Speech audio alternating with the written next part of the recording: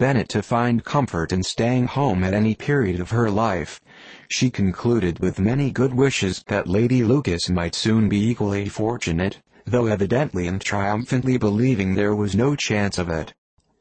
In vain did Elizabeth endeavour to check the rapidity of her mother's words, or persuade her to describe her felicity in a less audible whisper, for, to her inexpressible vexation, she could perceive that the chief of it was overheard by Mr. Darcy, who sat opposite to them.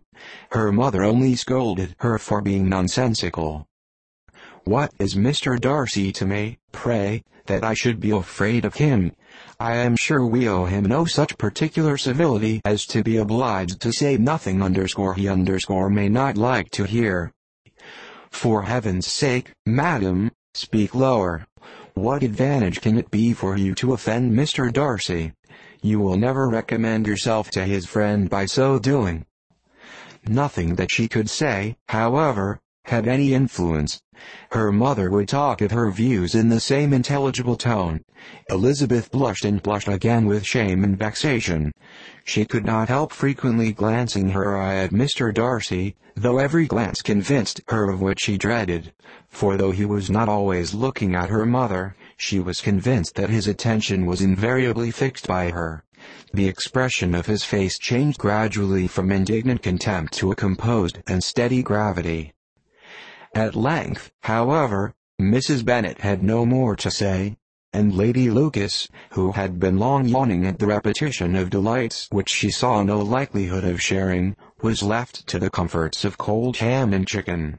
Elizabeth now began to revive, but not long was the interval of tranquillity, for, when supper was over, singing was talked of, and she had the mortification of seeing Mary, after very little entreaty, preparing to oblige the company. By many significant looks and silent entreaties, did she endeavour to prevent such a proof of complaisance, but in vain. Mary would not understand them. Such an opportunity of exhibiting was delightful to her, and she began her song. Elizabeth's eyes were fixed on her with most painful sensations, and she watched her progress through the several stanzas with an impatience which was very ill rewarded at their close.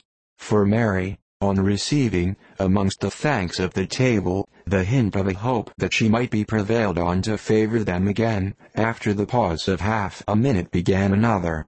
Mary's powers were by no means fitted for such a display.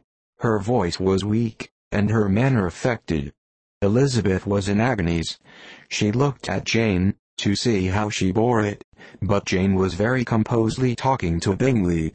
She looked at his two sisters, and saw them making signs of derision at each other, and at Darcy, who continued, however, imperturbably grave. She looked at her father to entreat his interference, lest Mary should be singing all night. He took the hint, and when Mary had finished her second song, said aloud, "That will do extremely well, child. You have delighted us long enough. Let the other young ladies have time to exhibit."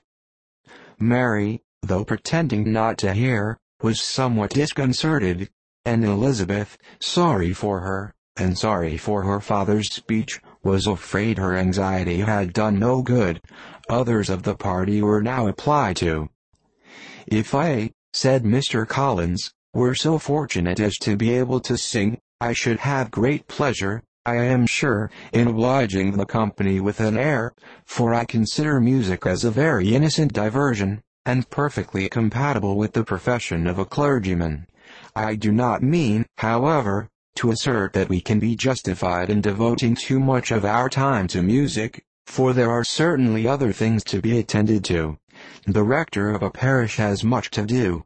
In the first place, he must make such an agreement for tithes as may be beneficial to himself and not offensive to his patron.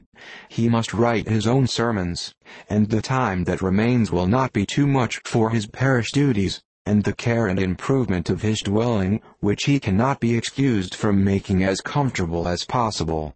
And I do not think it of light importance that he should have attentive and conciliatory manners towards everybody, especially towards those to whom he owes his preferment.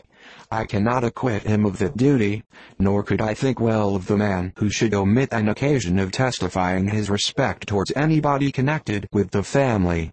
And with a bow to Mr. Darcy, he concluded his speech, which had,